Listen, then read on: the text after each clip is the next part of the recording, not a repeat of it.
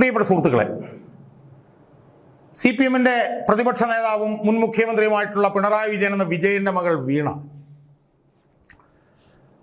ഫലത്തിൽ മൂന്നാം തവണ കേന്ദ്ര അന്വേഷണ ഏജൻസിയായ എൻഫോഴ്സ്മെന്റ് ഡയറക്ടറേറ്റിന്റെ മുന്നിലേക്ക് ജൂൺ 29 കടന്നു ചെല്ലാൻ പോവുകയാണ്. നമുക്കറിയാം, മാസപ്പടി കേസുമായി ബന്ധപ്പെട്ടുകൊണ്ട് മെയ് 27 വീണയുടെയും വീണയുടെ അച്ഛൻ വിജയൻ്റെയും തിരുവനന്തപുരം ബേക്കർ ജംഗ്ഷനിലുള്ള വീട്ടിൽ വിശദമായിട്ടുള്ള റെയ്ഡും അവിടെ ഒരു ഘട്ടം ചോദ്യം ചെയ്യലും നടന്നു. അവിടുന്ന് പല രേഖകളും പിടിച്ചെടുത്തു, പല ഡിജിറ്റൽ തെളിവുകൾ, മൊബൈൽ ഫോൺ ഉൾപ്പെടെയുള്ളതൊക്കെ പിടിച്ചെടുത്തു.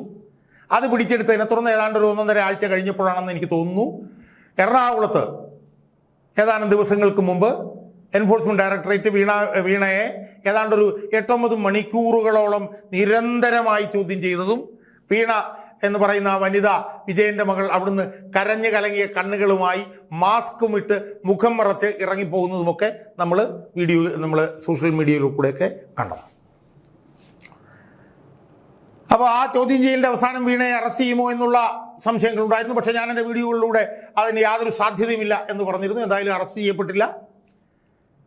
അവരെ അവിടുന്ന് ചോദ്യം ചെയ്യലിന് ശേഷം വിട്ടയച്ച എൻഫോഴ്സ്മെന്റ് ഡയറക്ടറേറ്റ് ഏതാനും ദിവസങ്ങൾ കഴിഞ്ഞപ്പോൾ ഈ വരുന്ന 29 വീണ ഒരു തവണ കൂടി ഹാജരാവണം ചോദ്യം ചെയ്യലിന് എന്നാവശ്യപ്പെട്ടുകൊണ്ട് അവർക്ക് സമൻസ് അയച്ചിരിക്കുന്ന ഈ സാഹചര്യത്തിലാണ് നമ്മളിപ്പോൾ ഈ വീഡിയോ ചെയ്യുന്നത്. സുഹൃത്തുക്കളെ, എനിക്ക് സൂചിപ്പിക്കാനുള്ളത് 29 വീണയുടെ ചോദ്യം ചെയ്യൽ അവരെ സംബന്ധിച്ചു മാത്രമല്ല, അവരുടെ പിതാവ് വിജയനെ സംബന്ധിച്ചും അതിനിർണായകമായിരിക്കും എന്നാണ്. നമുക്കറിയാം, വീണയെ എൻഫോഴ്സ്മെന്റ് ഡയറക്ടറേറ്റ് ചോദ്യം ചെയ്യുന്നത് പ്രാഥമികമായി കൊച്ചിയിലുള്ള Cochin minerals and rutiles limited CMRL എന്ന് പറഞ്ഞ കമ്പനിയും വീണ വിജയനും അവരുടെ കമ്പനിയായിട്ടുള്ള എക്സാലോജിക്കും തമ്മിൽ നടന്ന ഫ്രോഡുലൻ്റ് ആയിട്ടുള്ള 2,78,00,000 രൂപയുടെ ആ സാമ്പത്തിക ഇടപാടുമായി ബന്ധപ്പെട്ടിട്ടാണ് എന്ന് നമുക്ക് വ്യക്തമായി അറിയാം. അതാദ്യം ആ വിശദാംശങ്ങൾ പുറത്തു വന്നത് 2019 മറ്റേ ഇൻകം ടാക്സ് വീണയുടെ കമ്പനിയായിട്ടുള്ള CMRL നടത്തിയ റെയ്ഡിലാണ് എന്നുള്ളത് നമുക്കറിയാം. ആ റെയ്ഡിൽ 2 എഗ്രിമെൻറ്റുകൾ കണ്ടുപിടിച്ചു എന്ന് നമുക്കറിയാം. ഒന്ന് വീണയുമായിട്ടുള്ള എഗ്രിമെൻറ്റും ഒന്ന് വീണയുടെ കമ്പനി എക്സാലോജിക്കുമായിട്ടുള്ള എഗ്രിമെൻറ്റും എന്നുള്ളത് നമുക്കറിയാം. വീണയ്ക്ക് 3 ലക്ഷവും വീണയുടെ കമ്പനിക്ക് 5 ലക്ഷം എന്നുള്ള നിലയിൽ 2016 മുതൽ 2019 വരെ ഏതാണ്ട് 1,72,00,000 രൂപയുടെ ഇടപാട് നടന്നുവെന്നും ഈ ഇടപാട് നടന്നെങ്കിലും അതിന് പകരമായി ഒരു സേവനവും ചെയ്തു കൊടുത്തിട്ടില്ലെന്നും അതുകൊണ്ട് ഇത് ഫ്രോഡുലൻ്റ് ആയിട്ടുള്ള ട്രാൻസാക്ഷൻ ആണെന്നും അന്ന് 2019 ഇൻകം ടാക്സ് റെയ്ഡിലൂടെ കണ്ടുപിടിച്ചത് 2023 ഇൻകം ടാക്സ് ഇൻ്ററിം സെറ്റിൽമെൻറ്റ് ബോർഡിൻ്റെ വിധിന്യായത്തിൽ വന്നപ്പോൾ മുതലാണ് ഇത് ഒരു വിവാദമായി. പിന്നീട് നമുക്കറിയാം, ഷോൺ ജോർജ് എന്ന് പറഞ്ഞിട്ടുള്ള നേതാവ് അതിനകത്ത് ഇടപെട്ടു. SFIOയുടെ അന്വേഷണം വന്നു. ആ SFIOയുടെ അന്വേഷണ റിപ്പോർട്ട് 27/11/2024 സമർപ്പിക്കപ്പെട്ടു. അതിന്മേലൊരു കുറ്റപത്രം എറണാകുളം അഡീഷണൽ സെഷൻസ് കോടതി 7 സമർപ്പിക്കപ്പെട്ടു. ആ കുറ്റപത്രത്തിൽ വീണ വിജയൻ 11ാം പ്രതിയാണ്. അവർ CMRL-മായി നടത്തിയ 2,78,00,000 രൂപയുടെ ഫ്രോഡുലന്റ് ട്രാൻസാക്ഷനുമായി ബന്ധപ്പെട്ടുകൊണ്ടാണ് അവരിതിൽ പ്രതിയായിരിക്കുന്നത്.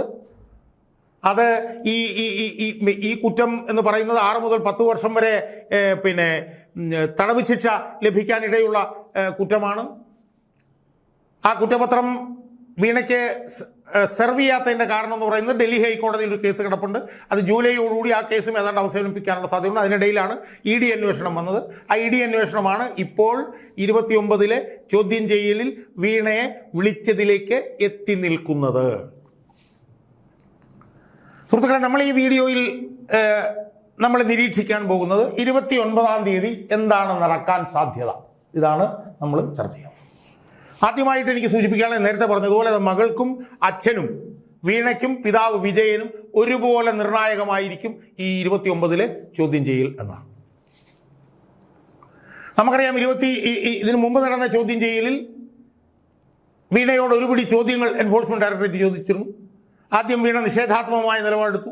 അപ്പോൾ അറസ്റ്റിനെ കുറിച്ചിട്ട് എൻഫോഴ്സ്മെന്റ് ഡയറക്ടറേറ്റ് ഉദ്യോഗസ്ഥന്മാർ സൂചിപ്പിച്ചു. അതിനെ തുടർന്ന് വീണ സഹകരിച്ചു. എഴുതി തയ്യാറാക്കിയ ഒട്ടനവധി ചോദ്യങ്ങളാണ് വീണയോട് ചോദിച്ചത് എന്നാണ് നമുക്ക് മനസ്സിലാക്കാൻ. എന്തായാലും SFIO ഈ ഇടപാടുമായി ബന്ധപ്പെട്ട് സഹകരിച്ച ഏതാണ്ട് 136ഓളം രേഖകൾ കോടതിയിൽ നിന്ന് എൻഫോഴ്സ്മെന്റ് ഡയറക്ടറേറ്റിന് ലഭിച്ചിട്ടുണ്ടെന്നും അതിൻ്റെയും കൂടി പശ്ചാത്തലത്തിലായിരിക്കും ഇനി വരാൻ പോകുന്ന ചോദ്യം ചെയ്യലെന്നും എന്ന് നമുക്ക് അറിയാൻ കഴിയുന്നുണ്ട്. അതോടൊപ്പം തന്നെ മെയ് 27-ന് വീണയുടെ വീട്ടിൽ റെയ്ഡ് നടത്തിയപ്പോൾ ലഭിച്ചിട്ടുള്ള ഡിജിറ്റൽ തെളിവുകൾ, രേഖകൾ അതൊക്കെയും എൻഫോഴ്സ്മെൻറ്റ് ഡയറക്ടറേറ്റ് പരിശോധിച്ചിട്ടുണ്ട് എന്ന് നമുക്ക് മനസ്സിലാക്കാൻ കഴിയും. സുഹൃത്തുക്കളെ, ഒരു പ്രധാനപ്പെട്ട കാര്യം എന്ന് പറയുന്നത് ഇതിനു മുമ്പുള്ള ചോദ്യം ചെയ്യലിൽ ഉണ്ടായൊരു പ്രധാനപ്പെട്ട ഡെവലപ്മെൻറ്റ് എന്ന് പറയുന്നത് ഈ സാമ്പത്തിക ഇടപാടുകളെല്ലാം നടന്നു എന്നെങ്കിലും ഈ സാമ്പത്തിക ഇടപാടുകൾ സംബന്ധിച്ചിട്ടുള്ള വിശദാംശങ്ങളൊന്നും തനിക്ക് അറിയില്ല എന്ന് വീണ ആ ചോദ്യം ചെയ്യൽ എൻഫോഴ്സ്മെൻറ്റ് ഡയറക്ടറേറ്റിനോട് പറഞ്ഞു എന്നാണ് നമുക്ക് അറിയാൻ കഴിയും. അതായത് ഈ സാമ്പത്തിക ഇടപാടിൻ്റെ വിശദാംശങ്ങൾ സംബന്ധിച്ച് വീണ കൈമലർത്തി എന്നാണ് നമുക്ക് അറിയാൻ കഴിയുന്നത്. ഇങ്ങനെ ഈ ഇടപാട് നടന്നിട്ടുണ്ട്, പക്ഷേ ഈ ഇടപാട് നടന്നു എന്ന് പറയുമ്പോഴും ഇതിൻ്റെ വിശദാംശങ്ങൾ തനിക്കറിയില്ല എന്ന് വീണ പറഞ്ഞു എന്നാണ് അറിയാൻ കഴിയും. അപ്പോൾ അതിൻ്റെ അർത്ഥം എന്താ? അതിൻ്റെ അർത്ഥം എന്ന് പറയുന്നത് വീണയെ മറയാക്കിക്കൊണ്ട് വേറെ ഏതോ ചില കേന്ദ്രങ്ങൾ ഈ സാമ്പത്തിക ഇടപാട് നടപ്പിലാക്കുകയായിരുന്നുവെന്നും ആ ഇടപാടിൻ്റെ നേട്ടം വീണയുടെ കമ്പനിക്കും വീണയ്ക്കുമായി ഉണ്ടാവുക മാത്രമാണ് ചെയ്തത് എന്നുമല്ലേ സുഹൃത്തുക്കളെ നമ്മൾ നിരീക്ഷിക്കേണ്ടത്? അതായത് വീണ ഒരു ഉപകരണം മാത്രമായിരുന്നു. വീണയുടെ സ്ഥാപനം എക്സാലോജിക്ക് ഒരു ഉപകരണം മാത്രമായിരുന്നു. എന്തൊക്കെയോ നിക്ഷിപ്ത താല്പര്യങ്ങളുടെ ഭാഗമായി ഉണ്ടാക്കപ്പെട്ട അനധികൃതമായിട്ടുള്ള പണം പാർക്ക് ചെയ്യാൻ വേണ്ടിയിട്ടുള്ളൊരു സ്ഥാപനം മാത്രമായിരുന്നു വീണയുടെ എക്സാലോജിക്ക് കമ്പനി എന്നാണ് നമ്മൾ മനസ്സിലാക്കേണ്ടത് ഇതിൽ നിന്നും. അങ്ങനെ മനസ്സിലാക്കുമ്പോൾ അതിൽ വീണ മാത്രമല്ല, വീണയുടെ പിതാവും കൂടി പങ്കാളിയാകും എന്ന് വരുന്നില്ലേ? കാരണം CMRL എന്ന് പറഞ്ഞ കമ്പനിയാണ് വീണയുടെ കമ്പനിയിലേക്ക് 2,78,00,000 രൂപ കൈമാറിയത്. അടിസ്ഥാനപരമായിട്ടുള്ള ചോദ്യം എന്താ? എന്തിനാണ് CMRL എന്ന് പറഞ്ഞ കമ്പനി വീണയുടെ കമ്പനിയിലേക്ക് മാറ്റിയത്? CMRL എന്ന് പറഞ്ഞ കമ്പനി എൻ്റെയോ അല്ലെങ്കിൽ വേറെ ആരുടെയെങ്കിലും കമ്പനിയിലേക്ക് ഇത് മാറ്റിയില്ലല്ലോ. അപ്പോൾ വീണയുടെ കമ്പനിയിലേക്ക് മാറ്റിയത്, അല്ലെങ്കിൽ വീണയുടെ കമ്പനിയിലേക്ക് ഇത്രയും പണം ഒരു സേവനവും കൊടുക്കാൻ നിക്ഷേപിച്ചതിൻ്റെ കാരണം വീണ പിണറായി വിജയൻ്റെ മകളായിരുന്നു എന്നുള്ളത് കൊണ്ടാണ്. 2, വിജയൻ മുഖ്യമന്ത്രി ആയിരുന്നപ്പോഴാണ് മകളുടെ കമ്പനിയിലേക്ക് പണം മാറിയിട്ടുള്ളത്. സ്വാഭാവികമായും വിജയൻ മുഖ്യമന്ത്രി ആയിരുന്നപ്പോൾ എന്തുകൊണ്ട് ഈ മകളുടെ കമ്പനിയിലേക്ക് ഈ പണം കൈമാറി എന്ന് നമ്മൾ ചിന്തിക്കുമ്പോൾ എന്തോ ചെയ്തു കൊടുത്തതിന് ഉപകാര സ്മരണയായിട്ടാണ് ഈ പണം മാറിയതെന്നുള്ളത് വളരെ വ്യക്തമല്ലേ? അല്ലെങ്കിൽ വീണയുടെ കമ്പനിയിലേക്ക് ഈ പണം കൊണ്ടിടേണ്ട കാര്യം എന്താ? എന്ന് മാത്രമല്ല, ഒരു സേവനവും ചെയ്യാതെയാണ് ഈ പണം ഇട്ടത് എന്നത് കൂടി വരുമ്പോൾ അതൊരു നിക്ഷിപ്ത താല്പര്യത്തിന് ചെയ്തിട്ടുള്ളൊരു ക്യൂട്ട് പ്രോക്കോ ആണെന്ന് വരുന്നില്ലേ? അപ്പോൾ വീണയ്ക്കൊരു കമ്പനി ഉണ്ടായിരുന്നു, അവർ CMRL-ആയിട്ടൊരു എഗ്രിമെൻറ്റ് വെച്ചു, ഒരു സോഫ്റ്റ്വെയർ ഡെവലപ്പ് ചെയ്യാനാണ് വെച്ചത്. ആ സോഫ്റ്റ്വെയർ ഡെവലപ്പ് ചെയ്തതിന് പകരമായിട്ടാണ് വീണയ്ക്ക് പണം കൊടുത്തിരുന്നെങ്കിൽ നമുക്ക് പരാതിയില്ല. പക്ഷേ ഇപ്പോൾ 2016 മുതൽ 2019 വരെ ഏതാണ്ട് 2,78,00,000 രൂപ ഒരു സേവനവും നടത്താതെ അക്കാലത്ത് മുഖ്യമന്ത്രിയായിരുന്ന പിണറായി വിജയൻ എന്ന് പറഞ്ഞ വിജയൻ്റെ മകൾ വീണയ്ക്ക് CMRL എന്ന് പറഞ്ഞ കരിമണൽ കമ്പനി കൊടുത്തു എന്ന് പറയുമ്പോൾ അതൊരു ഉപകാര സ്മരണയായിരുന്നു, അതൊരു ക്വിഡ് പ്രോ ക്വോ ആയിരുന്നു എന്ന് വരുന്നു. അപ്പോൾ അവിടെ നമ്മൾ രണ്ടാമത്തെ ചോദ്യത്തിലേക്ക് പോകുമ്പോൾ നമുക്ക് കാണാൻ കഴിയുന്നത് എന്താ? രണ്ടാമത്തെ ചോദ്യത്തിലേക്ക് പോകുമ്പോൾ നമുക്ക് കാണാൻ കഴിയുന്നത് എന്തിനീ പണം കൊടുത്തു എന്നുള്ളതാണ്. സ്വാഭാവികമായും അച്ഛൻ എന്തോ ചെയ്തു കൊടുത്തതിന് പകരമാണ് ഈ പണം എന്നുള്ളത് വ്യക്തമല്ലേ? അവിടെ നമ്മൾ ചിന്തിക്കുമ്പോൾ നമുക്ക് കാണാൻ കഴിയുന്നത് എന്താ? അച്ഛൻ ഏതാണ്ട് ആദ്യം മുഖ്യമന്ത്രി ആവുന്ന സമയത്ത് കരിമണൽ ഖനനം പൊതുമേഖലയിൽ മാത്രമേ നടത്താൻ പാടുള്ളൂ എന്ന് പറഞ്ഞുകൊണ്ട് കേന്ദ്ര ഗവൺമെൻറ് ഒരു നയം അന്ന് രൂപീകരിച്ചിരുന്നു. ആ നയം നടപ്പിലാക്കിയാൽ കരിമണൽ കമ്പനിക്ക് കരിമണൽ ഖനനം നടത്താൻ കഴിയില്ലായിരുന്നു. ആ നയം കേരളത്തിൽ 4-5 വർഷം നടപ്പിലാക്കുന്നത് താമസിപ്പിച്ചു വീണയുടെ അച്ഛൻ വിജയൻ. അതിലൂടെ ഏതാണ്ട് 10,500 കോടി രൂപയുടെ കരിമണൽ വിജയൻ നടത്തിക്കൊടുത്ത ഈ ആനുകൂല്യത്തിൻ്റെ ഭാഗമായി കരിമണൽ കമ്പനിക്ക് ഖനനം നടത്താൻ കഴിഞ്ഞു. സ്വാഭാവികമായും അതിൻ്റെ പങ്ക് ആണ് വീണയുടെ കമ്പനിയിലേക്ക് വന്നത് എന്ന് വ്യക്തമല്ലേ സുഹൃത്തുക്കളെ?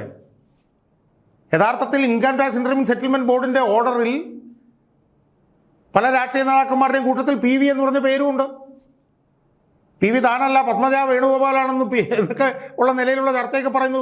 താനൊന്നും അല്ല എന്ന് വിജയൻ പറയുന്നെങ്കിൽ അത് വിജയനാണെന്നുള്ളത് വിജയൻ ഉൾപ്പെടെ അറിയാവുന്ന കാര്യമല്ല. എന്ന് മാത്രമല്ല, ഉന്നത രാഷ്ട്രീയ സ്ഥാനത്തിരിക്കുന്ന നേതാവിൻ്റെ മകളായതുകൊണ്ടാണ് എക്സാലോജിക്കിലേക്ക് ഇത്ര പണം മാറ്റപ്പെട്ടതെന്നും ആ ഇൻട്രീം സെറ്റിൽമെൻറ്റ് ബോർഡിൻ്റെ ഉത്തരവിലുണ്ട് സുഹൃത്തുക്കളെ. അപ്പോൾ സ്വാഭാവികമായി അതിൽ നിന്ന് ഉരുത്തിരിയുന്നത് എന്താ? ഉരുത്തിരിയുന്നത് വിജയൻ കരിമണൽ കമ്പനിക്ക് ചെയ്തു കൊടുത്ത ആനുകൂല്യത്തിന് പകരമായിട്ടുള്ള പണമാണ് വിജയൻ്റെ മകളുടെ കമ്പനിയിൽ പാർക്ക് ചെയ്യപ്പെട്ടത് എന്ന് വ്യക്തമാവുകയല്ലേ ചെയ്യുന്നത്. അപ്പോൾ ഇതിൻ്റെ പശ്ചാത്തലത്തിൽ വേണം ഈ പണം തൻ്റെ കമ്പനിയിൽ വന്നത് സംബന്ധിച്ച് തനിക്ക് അതിനെക്കുറിച്ചിട്ട് അറിവൊന്നുമില്ല എന്ന വീണയുടെ പരാമർശത്തിനെ നമ്മൾ വിലയിരുത്താൻ. ആ പരാമർശം വളരെ പ്രധാനമാകുന്നത് അവിടെയാണ്. സ്വാഭാവികമായി അത് പ്രധാനമാകുമ്പോൾ അതിനകത്തൂടെ വരുന്ന നിരീക്ഷണം എന്ന് പറഞ്ഞാൽ എന്താ? ഈ അന്വേഷണം വീണയെയും കടന്ന് വീണയുടെ അച്ഛനിലേക്ക് കടക്കുന്നു എന്നതാണ്. വീണ ഇതിൻ്റെ ഫ്രോഡുലന്റ് ട്രാൻസാക്ഷൻ്റെ ഭാഗമായി കഴിഞ്ഞു, 11ാം പ്രതിയായി കഴിഞ്ഞു. പക്ഷേ ഇനി അന്വേഷണം കടക്കാൻ പോകുന്നത് വീണയെയും കടന്ന് വിജയനിലേക്കാണ് എന്നതാണ്. അതാണ് ഞാൻ പറഞ്ഞത്. 29ാം തീയതിയിലത്തെ ചോദ്യം ചെയ്യൽ അതിനിർണായകമാകാൻ പോകുന്നു. വീണയെ സംബന്ധിച്ച് മാത്രമല്ല, വീണയുടെ അച്ഛൻ വിജയനെ സംബന്ധിച്ചു. ഞാൻ നേരത്തെ പറഞ്ഞതുപോലെ വീണ ചെകുത്താനും കടലിനും ഇടയ്ക്കായിരിക്കും അടുത്ത ചോദ്യം ചെയ്യലിൽ. തൻ്റെ അച്ഛന് പങ്കുണ്ട് എന്ന് പറഞ്ഞാൽ അച്ഛൻ കുഴപ്പത്തിലാകും. തൻ്റെ അച്ഛൻ്റെ പങ്കിനെക്കുറിച്ച് ചോദിക്കുമ്പോൾ കൃത്യമായിട്ടുള്ള മറുപടി തന്നില്ലെങ്കിൽ വീണ അകത്തായി പോവും. കാരണം അന്വേഷണത്തോട് സഹകരിക്കുന്നില്ല എന്ന് പറഞ്ഞ് വീണയെ വേണമെങ്കിൽ ജയിലിലാക്കാം. അപ്പോൾ സ്വാഭാവികമായും അടുത്ത ചോദ്യം ചെയ്യലിൽ വീണ സ്വന്തം അച്ഛൻ്റെ പങ്ക് പറഞ്ഞ് രക്ഷപ്പെടുമോ ഇല്ലയോ, അതോ അച്ഛന് വേണ്ടി വീണ ജയിലിലേക്ക് പോകുമോ? ഇതാണ് നടക്കാൻ പോകുന്നത്. എന്തായാലും ഒരു കാര്യം ഉറപ്പാണ്, ഈ 29ാം തീയതി കഴിയുമ്പോൾ ഈ അന്വേഷണത്തിൻ്റെ ദിശ മാറും. 29ാം തീയതി കഴിയുമ്പോൾ വിജയൻ ചോദ്യം മുനയിലേക്ക് വരും. 29ാം തീയതി കഴിയുമ്പോൾ വിജയൻ ചോദ്യം ചെയ്യപ്പെടാനുള്ള സാധ്യത വരും.